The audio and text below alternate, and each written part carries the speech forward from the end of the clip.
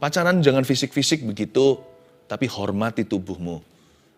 Ya, di dalam tubuhmu itu ada hukum dosa juga kalau tidak dijaga.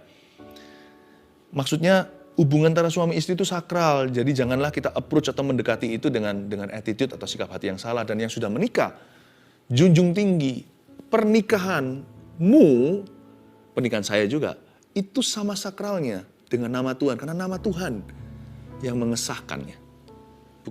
Kalau Anda belum subscribe di channel ini, segera supaya Anda bisa mengikuti terus rema-rema dari Roh Kudus ya. Mari kita buka sama-sama di Matius pasal 19 ayat 1-12, beri judul tema kita hari ini, arti satu daging dalam pernikahan. Saya ulang, arti satu daging dalam pernikahan. Pasal 19 ayat pertama, setelah Yesus selesai dengan pengajarannya itu, berangkatlah ia dari Galilea dan tiba di daerah Yudea yang di seberang sungai Yordan. Orang banyak berbondong-bondong mengikuti dia, dan ia pun menyembuhkan mereka di sana. Berhenti sebentar. Tuhan itu selalu mengajar dan menyembuhkan. Tapi yang Tuhan pedulikan itu relationship loh, hubungan.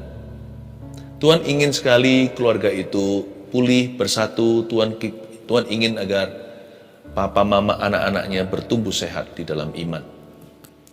Sebenarnya sebelum saya lanjut lagi nanti baca, pernikahan itu susah nggak sih? Gampang-gampang susah. Mau gampang jika dibuat gampang, susah jika dibuat susah. Ya. Nah, kita akan baca sekarang ayat berikutnya. Ayat-ayat ini tentang keluarga. Maka datanglah orang-orang Farisi kepadanya untuk mencobai dia. Mereka bertanya, apakah diperbolehkan orang menceraikan istrinya dengan alasan apa saja? Stop lagi. Sebelum jawaban Yesus nanti kita baca di ayat 4. Ayat 3 kita pelajari dulu pertanyaannya. Yang tanya nggak tanggung-tanggung. Orang Farisi itu ahli Taurat. Mereka itu orang-orang yang berpengetahuan khusus tentang hukum Taurat, yaitu firman-firman di Perjanjian Lama. Tapi mereka motivasinya nggak bagus. Mereka hendak menjebaknya. Mereka bertanya itu dengan satu maksud, yaitu untuk mencobai Tuhan. Pertanyaan mereka apa? Saya ulangi lagi. Tuhan Yesus atau guru, dia nggak panggil Tuhan ya, dia panggil guru. Mereka nggak menerima Yesus sebagai Tuhan. Mereka nggak mengakui bahkan kalau Yesus itu Tuhan. Mereka berkata, guru, apakah diperbolehkan orang menceraikan istrinya dengan alasan apa saja? Pertanyaan ini kan gampang mestinya dijawab, tapi di zaman itu nggak mudah, karena waktu itu adalah subjek yang kontroversi. Ada dua macam popular views, ada dua macam, bukan popular views, ada dua macam pengajaran oleh rabi-rabi besar. Ya, menurut sejarah, di dalam histori, Rabi yang bernama Shammai itu sangat-sangat strict, garis keras. Jawabannya langsung tidak dengan setiap hurufnya huruf besar. Tidak, makanya dia nggak populer. Karena waktu itu orang-orang Yahudi maunya menceraikan istrinya. Waktu itu ya, di zamannya Yesus itu kan memang zaman-zaman kegelapan. Makanya ketika mereka melihat Yesus dan mendengar pengajarannya, seolah-olah dunia gelap melihat terang. Makanya Yesus disebut terang dunia, karena Tuhan Yesus adalah hawa baru, fresh, segar, dan pengajarannya pun bukan dari bumi, dari tempat yang maha tinggi. Dan Rabi Shammai pokoknya jawabnya tidak, dosa, masuk neraka, begitu aja. Tapi nggak memberikan penjelasan dan solusinya. Sedangkan yang satunya lagi, ya, kutub utara, kutub selatan, pihak lain dari Rabi Hillel namanya, ini liberal, oke-oke aja. Makanya dia populer. Karena waktu itu banyak sekali pernikahan yang bermasalah di zaman Yesus, dan tidak sedikit yang ingin menceraikan atau menceraikan suami atau istrinya sama saja. Sehingga Rabi Hillel ini populer sekali. Bahkan di dalam histori dicatat begini, dikit-dikit ya, misalkan kalau goreng telur gitu, agak kebakar telurnya, udah cukup alasan untuk menceraikan karena dianggap tidak menghormati suaminya. Ngeri ya. Ahli Taurat itu bisa berlebihan loh. Apa iya Pastor Philip? Iya, bahkan zaman itu mereka nggak cuci tangan atau apa, hukum-hukum najisnya itu banyak. Dan waktu itu pria-pria zaman Yesus gila hormat. Dan mereka juga nggak setia, istri-istri juga nggak hormat, sama suami-suami juga nggak mengasihi. Wah, kacau pokoknya. Kacau pada waktu itu, zaman kegelapan. Ya, ada contoh-contoh yang lainnya yang ridiculous, yang konyol-konyol ya. Seperti kesalahan yang tidak berarti. Cukup, dan itu dibenarkan. Rabi Hillel ini mengajarkan itu semuanya justifiable, dibenarkan. Pokoknya dikit-dikit cerai. Oke, nggak masalah. Karena Musa mendukungnya. Nanti kalau kita baca ayat-ayat belakang, mereka pakai hukum Musa sebagai backingnya. Oke? Nah, sebenarnya ada dua macam kutub yang pengajarannya berbeda. Yesus nggak ikut salah satu. Karena Yesus selalu mengacu pada firman Tuhan. Bukan apa kata manusia atau popular view. Tuhan nggak begitu. Tapi sebenarnya mereka kok bisa mencoba Yesus pakai pertanyaan begini ya, karena tidak yang lama yang lalu ada satu kasus pernikahan yang ditegur oleh seorang nabi itu dipenggal karenanya. Yaitu Yohanes Pembaptis tak tanggung-tanggung sepupu jauh Yesus Kristus yang mempersiapkan jalan bagi Tuhan.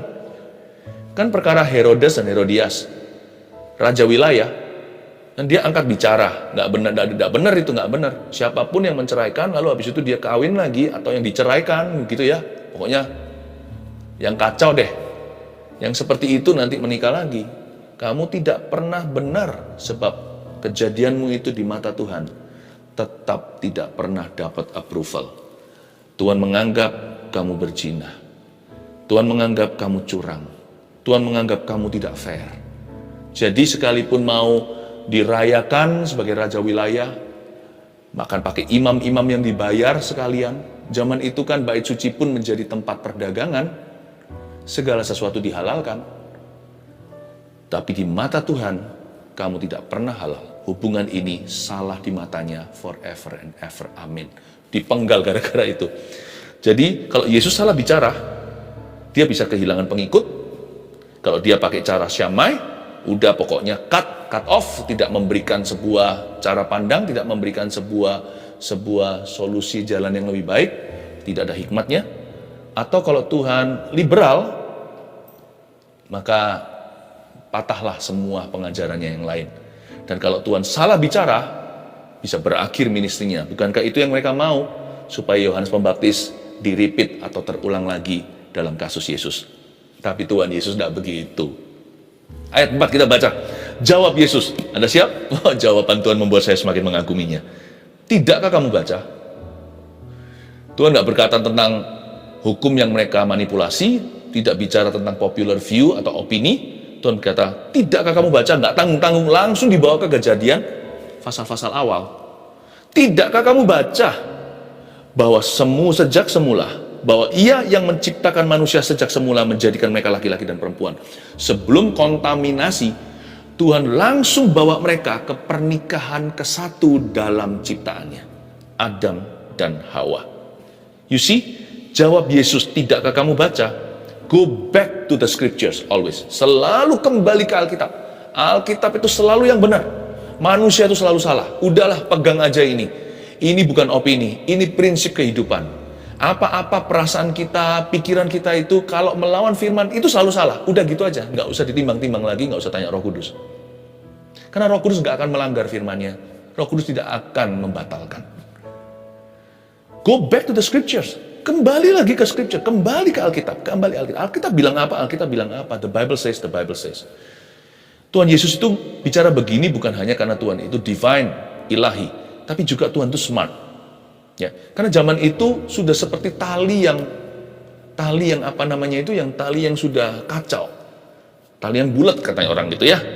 Tali yang sudah nggak bisa lagi diluruskan, sudah nggak tahu dari mana mulainya. Karena zaman itu pria-pria memandang rendah wanita di masyarakat. Di society, nggak mau kalah, wanita-wanita, perempuan-perempuan zaman Yesus memandang remeh laki-laki. Persis kayak hari ini kan. Laki menghina wanita. Wanita susah untuk menghormati pria. Dan Tuhan berkata, go back to the scripture. Jawab Yesus, tidakkah kamu baca? Tidakkah kamu baca? Lalu, saya ulang lagi ayat 4. Jawab Yesus, tidakkah kamu baca bahwa Ia yang menciptakan manusia sejak semula menjadikan mereka laki-laki dan perempuan. Tuhan itu langsung skakmat, karena ini kan bicara soal perceraian. Perceraian kan selalu bicara gini. Kalau perpisahan kan selalu ada pilihan lain atau pria dan wanita berikutnya. Tapi Tuhan langsung skakmati. Tuhan skakmat. Dia berkata, tidakkah kamu baca bahwa dari sejak semula Tuhan menjadikan mereka laki-laki dan perempuan? Dengan kata lain, coba tengok kejadian pasal-pasal awal, pernikahan perdana. Adam tidak punya pilihan lain, dia nggak punya opsi, Hawa satu-satunya. Hawa nggak punya opsi lagi, Adam semata wayang. Dia mau memandang suami siapa, istri siapa, dia mau memandang laki-laki perempuan mana di tetangganya, yang ada hanyalah gajah dan jerapah. Tuhan bilang, tidakkah kamu tahu, belumkah kamu baca sejak semula Tuhan jadikan mereka laki-laki dan perempuan, tidak ada perceraian, tidak ada perpisahan, daging dari dagingku, tulang dari tulangku, ya ini, nggak ada pilihan lagi, ya itu. Tuhan bilang, dari semula dia menjadikan laki dan perempuan. Sadarkah Anda, singular, tunggal, laki, perempuan. Nggak boleh ada kata-kata keluar seperti ini. Emangnya di seluruh dunia hanya kamu prianya? Masa di dunia ini hanya kamu? Hanya kamu cowok seorang atau kamu cewek seorang? Hanya kamu satu-satunya perempuan? Nggak boleh. Tidakkah kamu baca? Dari sejak semula hanya satu, one man, one woman. Ini bicara berlaku untuk orang-orang yang menikah. Pakai tapal kuda. Tidak ada opsi. Pernikahan adalah masuk ke dalam situ, tutup pintu belakang, tidak ada pintu bahkan di belakang situ. Dan ini juga menjadi sebuah peringatan untuk orang yang mau menikah. Pilih baik-baik pasangan Anda. Kadang-kadang kita pilih pasangan yang fantasi, tapi bukan yang kita butuhkan. Tuhan itu tahu yang kita perlukan. Dan juga pernikahan jangan main-main. Makanya yang bujangan, yang pacaran, jangan pacaran tuh buat coba-coba. Nggak buat coba-coba aja kadang-kadang masih gagal kok, tapi masih oke kalau pacaran. Kalau menikah nggak boleh, itu bercerai namanya. Apa yang Tuhan persatukan, manusia nggak boleh ceraikan. Ya kan? Nah, pada waktu kita masih sendirian atau bujangan, kita harus berdoa sungguh-sungguh dan menguji relationship itu, karena itu jangan cepat-cepat berhubungan yang sifatnya fisik, apalagi hubungan badan. Oh, jangan-jangan. Karena bagaimanapun juga namanya orang pacaran itu penyesuaian, courtship. Itu untuk mencari pasangan hidup, bukan untuk melampiaskan hawa nafsu. Pastikan kalau Anda itu udah gandengan, udah usianya, udah sama-sama orang-orang yang punya tanggung jawab, orang-orang yang sudah mandiri, ya, bukan bayi baru lahir kemarin misalnya, tapi orang-orang yang sudah punya pekerjaan. Kalau enggak, orang-orang muda yang sudah tanggung jawab sekolahnya di usia yang cukup dewasa. Ingat ya, libatkan Tuhan. Karena Anda bukan cari pacar. Karena Anda menuju ke pernikahan. Pernikahan itu sekali masuk, itu nggak ada pintu belakang. Nggak bisa berkata, ups, salah. No refund policy. Tidak ada yang namanya kebijakan untuk mengembalikan barang, itu nggak ada. Nggak boleh. Karena itu tidak boleh coba-coba. Libatkan Tuhan, libatkan orang-orang yang dapat Anda percaya, libatkan keluarga. Semoga keluarga Anda takut akan Tuhan. Ya. Ia yang menciptakan manusia sejak semula menjadikan mereka laki-laki dan perempuan, ayat 5. Dan firman-Nya, sebab itu laki-laki akan meninggalkan ayah dan ibunya dan bersatu dengan istrinya sehingga keduanya itu menjadi satu daging. Demikianlah mereka bukan lagi dua melainkan satu. Karena itu, apa yang telah dipersatukan Allah tidak boleh diceraikan manusia. Di ayat 5 dan 6 saya bagi jadi 3 poin sederhana. Tolong siapkan catatan Anda. Saya ulang lagi ayat 5. Dan firman-Nya, ini firman Tuhan. Sebab itu laki-laki akan meninggalkan ayah dan ibunya.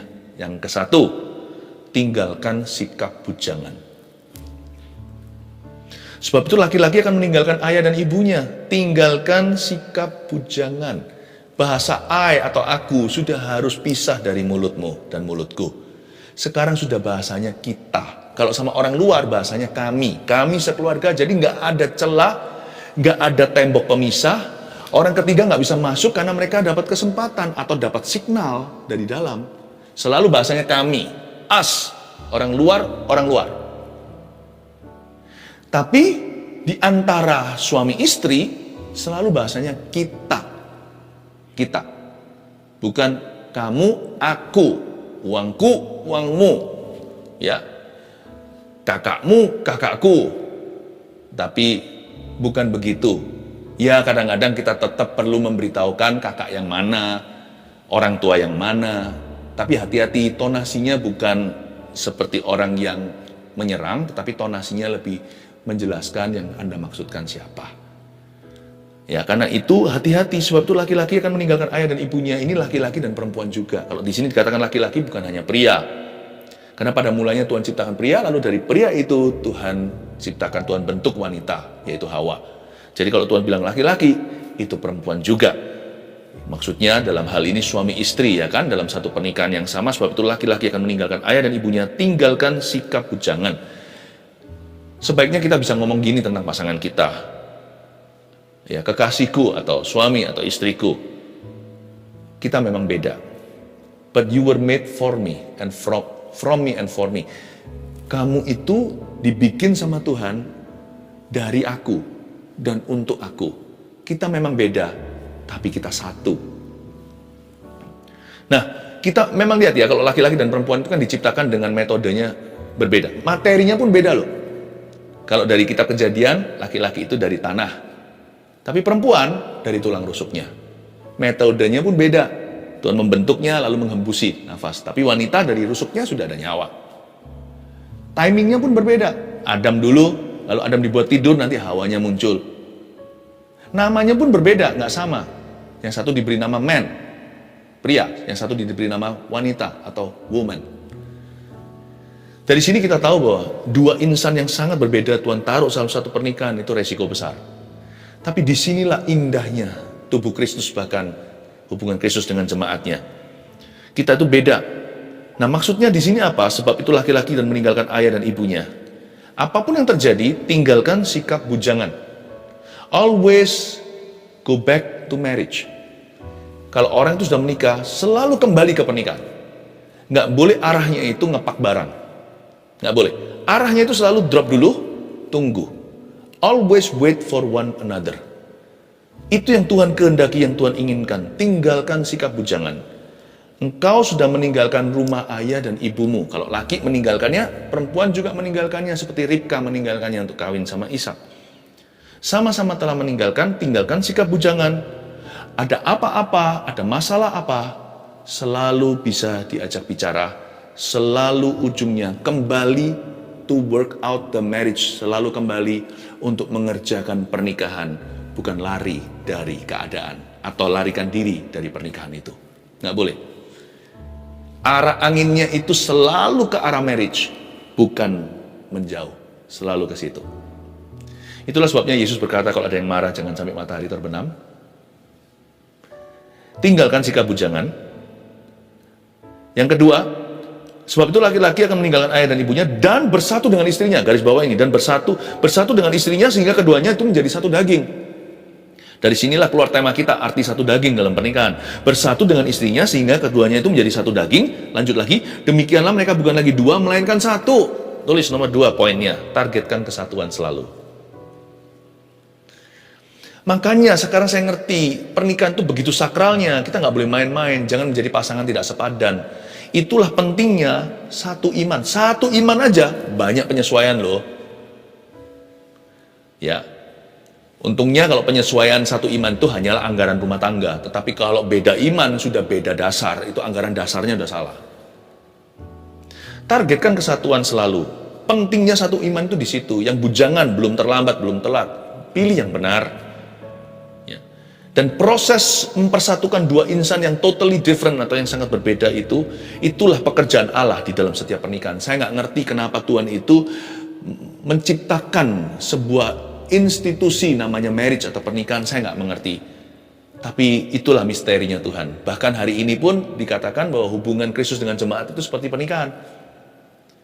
Bukankah itu yang membuat kita indah, saudara seiman? Bukankah keluarga saat teduh ini seperti, sekalipun kita nggak keluar dari kandungan yang sama, kita mungkin nggak berhubungan darah, tapi ada kemesraan di dalam alam roh. Ada sesuatu yang mempersatukan yang nggak kelihatan. Itulah misteri Allah. Dalam pernikahan juga sama. Allah mempersatukan dua insan yang berbeda dan membentuk mereka. Kasar mereka ketemu halus sebelah sini. Kasarnya sini ketemu halusnya sana. Bisa sama-sama besi menajamkan besi. Suami bersatu dengan istri. Ini bukan bicara tentang hubungan seksual saja. Ini bicara tentang sifat segala sesuatu. Visi hidup, tujuan. Targetkan kesatuan selalu. The goal is, dalam pernikahan itu goal atau targetnya bukanlah kita bisa mengerjakan satu hal bersama-sama. Tetapi kita bisa mengerjakan segala hal bersama-sama. Suami istri itu harus mengerjakan semuanya itu bersama-sama. Kalau nggak bersama, jangan kerjakan. Tapi kalau sampai tidak bisa mengerjakan satu hal yang sama, itu berarti saling melengkapi. Paham maksud saya? Nggak mungkin kan kita semua bisa sama-sama.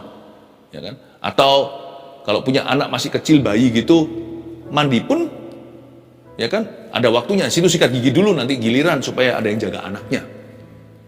Ya. Atau kalau kita makan, kadang-kadang nggak bisa sama-sama. Mungkin yang satu ada meeting di luar sana. Bukan berarti bisa melakukan semua activity together. Tapi kalau nggak bisa melakukan segala sesuatu bersama-sama, itu karena saling melengkapi, bukan karena menjauh. Goal, tujuan daripada pernikahan, bukan melakukan satu hal bareng-bareng, tapi segala sesuatu, segala perkara bersama-sama. Targetkan kesatuan selalu, itu artinya menjadi satu daging, mereka bukan lagi dua. Itu artinya sang pria akan bersatu dengan istrinya sehingga keduanya itu menjadi satu di mata Tuhan. Dan apa yang telah dipersatukan, yang terakhir, karena itu apa yang telah dipersatukan Allah tidak boleh diceraikan manusia, garis bawahi. Apa yang telah dipersatukan Tuhan tidak boleh diceraikan. Nomor 3, tolak kata cerai atau pisah, atau kata-kata apapun yang melemahkan pernikahan itu. Do not undo, never undo God's word. Jangan pernah meruntuhkan firman Tuhan dalam hidupmu. Tuhan itu pro pernikahan. Bagi yang sudah menikah, yang belum menikah, jangan sembarangan. Tuhan itu pro pernikahan. Pernikahan itu sakral. Hampir-hampir sesakral dengan nama Tuhan. Jangan sebut dengan sembarangan.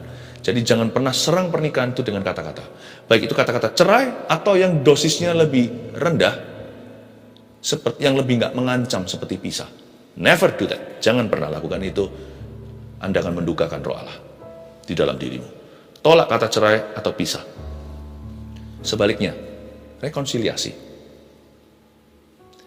Nah sekarang saya tunjukkan ya, 3 poin sudah Anda dapatkan, saya kasih suplemen tambahan. Kata ayat 7, kata mereka kepadanya, ini orang-orang Farisi lagi, jika demikian apakah sebabnya Musa memerintahkan untuk memberikan surat cerai jika orang menceraikan istrinya? Wah, bawa-bawa Musa ini. Kata Yesus kepada mereka, saya kagum sama Tuhan. Karena ketegaran hatimu, Musa mengizinkan kamu menceraikan istrimu, tapi sejak semula tidaklah demikian. Bukan kata tadi Tuhan sudah ceritakan kitab Kejadian. Dari sejak semula, mana ada? Nggak ada. Itu ide aslinya Bapak. Kamu bawa-bawa Musa. Musa nggak salah. Musa itu bukan mendorong perceraian, bukan yang mencetuskan. Musa itu mencoba mengontrol hawa nafsumu. Karena ketegaran hatimu Musa mengizinkan. Waduh, kalau sudah di level ini kan celaka ya. Musa ini kan hamba Tuhan ya. Kalau sampai Musa aja menurunkan standarnya, berarti nggak ketolongan. Karena ketegaran hatimu. You know, dari ayat ini kita tahu bahwa di dalam pernikahan atau hubungan seringkali masalah utama itu bukanlah setan, tetapi hardness of heart atau kekerasan hati, yang minimal satu parti atau satu sisi itu mengeraskan hatinya dulu, atau mengeraskan hati selalu. Tapi lebih untung satu daripada dua. Kalau dua-duanya mengeraskan hati, wah mana obatnya? Di sini juga Tuhan berkata, karena ketegaran hatimu, kata ketegaran itu karena kekerasan hatimu. Because of the hardness of your heart. Bahkan Tuhan pun nggak bisa tembus. Satu sisi, malahan kalau dua itu kiamat.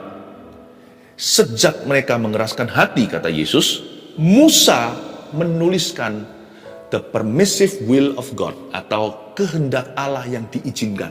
Paham ya? Ini bukan kehendak Allah yang sempurna, bukan apa yang baik dan benar, bukan apa yang memuliakan Allah. Tuhan pun seolah-olah lewat Musa, ya sudah kalau kamu mau begitu. Kamu minta burung puyuh, ku datangkan. Tapi habis itu mereka mati karena hawa nafsu. Tuhan berkata, baiklah, masuklah kehendak Tuhan yang diizinkan. Saya tidak pernah mau. Saya ngomong sama Tuhan terang-terangan. Dalam hidup saya mengiring Yesus, saya selalu ngomong begini, Tuhan, jangan izinkan yang namanya Philip ini, Tuhan, memaksamu untuk tanda tangan sesuatu yang bukan idemu. Atau sesuatu yang tidak membuat Tuhan bahagia. Kalau sampai Tuhan mengangguk sama saya, berarti Tuhan tidak sayang sama saya. Lebih baik saya hajar Tuhan, jadikan saya anak yang disesah, anak yang tidak gampangan. Kalau saya dibiarkan, kan berarti saya bukan anak Tuhan. Berarti saya anak tetangga. Jangan Tuhan, hajar aku. Tapi janganlah tolak aku ketika aku bertobat. Hajarlah saya. Saya selalu ngomong gitu sama Tuhan. Saya nggak menunggu sampai Tuhan. Kalau saya nggak bahagia kalau Tuhan berkata, ya sudah, kalau kamu maunya gitu. Lalu saya pergi dengan happy. Wah, anak-anak saya juga mengerti. Kalau dia tanya sesuatu sama kami, papa mamanya. Kalau saya diam, mereka langsung nggak berani. Nggak usah tunggu saya ngomong tidak. Lebih ngeri daripada kalau saya bilang tidak, adalah kalau saya diam. Kalau saya diam, oke. Kalau dia terusin, wah, itu uji nyali. Kalau dia terus begitu kan menantang. Itu kembalinya nanti ada masalah sama saya. Kalau saya diam, jangan diteruskan. Anak-anak saya mengerti. Saya tidak marah-marah, saya bukan papa yang emosi-emosi, saya nggak begitu. Tapi anak saya mengerti kalau saya quiet. Saya tidak memberikan definitif atau iya dengan tegas. Dan jangan jalan. Tuhan kita itu kayak gitu. Karena ketegaran hatimu. Bayangin, Yesus anak Allah lu, tahu hati bapaknya. Karena kamu paksa papaku, gitu. Karena kamu paksa Bapa di sorga. Wow. Dari sini kita harus tahu betapa pentingnya lembut hati ya. Ayat 9. Tetapi aku berkata kepadamu, barang siapa menceraikan istrinya kecuali karena zina, lalu kawin dengan perempuan lain, ia berbuat zina. Murid-murid itu berkata kepadanya, jikalau demikian halnya hubungan antara suami istri, lebih baik jangan kawin. Betul sekali, ayat 10 tuh muridnya ngomong gini loh. Bukan berarti semua harus jomblo sampai akhir hidupnya, bukan. Jangan main-main. Pacaran pun jangan pernah coba-coba. Ya. Pacaran jangan fisik-fisik begitu, tapi hormati tubuhmu. Ya, di dalam tubuhmu itu ada hukum dosa juga kalau tidak dijaga. Maksudnya hubungan antara suami istri itu sakral. Jadi janganlah kita approach atau mendekati itu dengan attitude atau sikap hati yang salah. Dan yang sudah menikah, junjung tinggi pernikahanmu, pernikahan saya juga, itu sama sakralnya dengan nama Tuhan. Karena nama Tuhan yang mengesahkannya. Bukankah dalam nama Bapa, Putra, Roh Kudus kita dinikahkan? Dan apa yang boleh diceraikan di sini? Ini bukan sebagai standar oke, tetapi kalau terpaksa. Coba lihat ayat 9 lagi. Tapi aku berkata kepadamu, kata Yesus, barang siapa menceraikan istrinya kecuali karena zina. Kecuali karena zina. Kata zina di sini dalam bahasa Yunaninya porneia. Kayak pornografi gitu, porneia. Yang artinya begini. Terpaksa karena pasangan selingkuh. Kata kecuali karena zina. Zina ini porneia artinya kecuali karena terpaksa. Kecuali terpaksa karena pasangannya berzina. Itulah artinya. Jadi bukan aji mumpung, ya begitu, ceraikan. Seperti orang-orang Yahudi di zaman Yesus, orang-orang Israel yang dikit-dikit ceraikan istrinya. Ya, nggak suka hati gimana, istrinya sekali gimana, cerai. Suaminya gimana, cerai. Itu sedih. Karena itu berarti menghina nama Allah. Kecuali karena zina itu berarti terpaksa karena pasangannya selingkuh dan berzina. Ayat 11. Akan tetapi ia berkata kepada mereka, tidak semua orang dapat mengerti perkataan itu, hanya mereka yang dikaruniai saja. Maksudnya orang-orang yang bujangan, kan murid-murid Yesus berkata, wah kalau gitu lebih baik jangan kawin. Tuhan bilang nggak semua orang bisa mengerti perkataan itu, kecuali mereka yang dikaruniai. Ayat 12. Ada orang yang nggak dapat kawin karena ia memang lahir demikian dari rahim ibunya. Ada orang yang dijadikan demikian oleh orang lain, dan ada orang yang membuat dirinya demikian karena kemauannya sendiri. Oleh karena kerajaan sorga, siapa yang dapat mengerti, hendaklah ia mengerti. Simpel saja ya. Untuk orang-orang yang masih bujangan, ada kasih karunia tersendiri. Anda tidak perlu nunggu nanti punya pasangan baru bisa happy. Anda bisa merasa lengkap dalam Yesus sekarang. Dan ada juga orang-orang lagi, saya nggak doakan begitu, tapi ada orang-orang tertentu yang sampai tuanya dia tetap sendiri atau bujangan, Tuhan pun mencukupkan dia. Kasih karunia-Ku cukup bagimu. Tapi saya doa supaya masih bujangan semuanya dapat jodoh dari Tuhan ya. Semua keluarga saat teduh.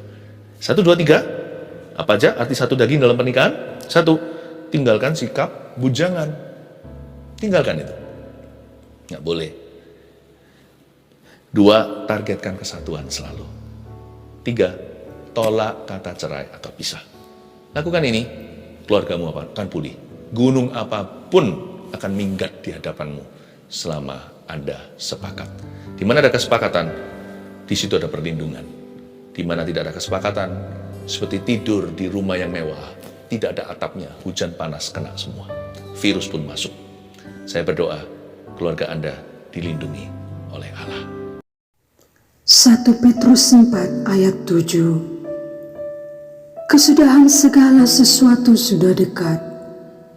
Karena itu, kuasailah dirimu dan jadilah tenang, supaya kamu dapat berdoa.